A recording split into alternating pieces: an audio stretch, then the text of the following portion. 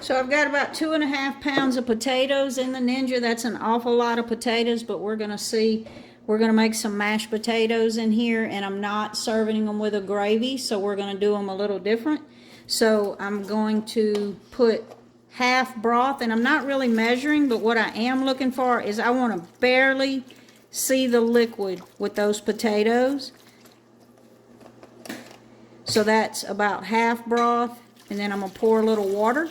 And you see we just starting to see that water come to the top of the potatoes, because I want all that broth to soak into the potatoes and evaporate so that they're kind of dry when we go to mash them. And this was a combination. I would generally use russet potatoes, but there are a few red potatoes in there that I needed to use up. But generally I like to use russet for my mashed potatoes. So we're going to close the lid, and I'm on rapid cooker, and we're going to do steam and bake. 400. I'm going to put it on 15 minutes. And of course it's going to take it a few minutes before it comes up to temperature, before it actually starts cooking. Is that severe weather, or it'll be moving us there? So we did let that cook the entire time, and as you can see, our potatoes are nice and dry, but they're nice and tender. So what I've got here is 2 tablespoons of butter, only 2 tablespoons of butter for all of those potatoes. And I've got a cup of Parmesan cheese, freshly grated Parmesan cheese, and about 1/2 cup of sour cream, and some chopped up fresh parsley. And we're gonna empty that into there. And I'm gonna take my potato masher, and I don't wanna hit the bottom of that Speedi because I don't wanna mess that up. And you see there is some liquid in there. If we need more liquid, we'll add it.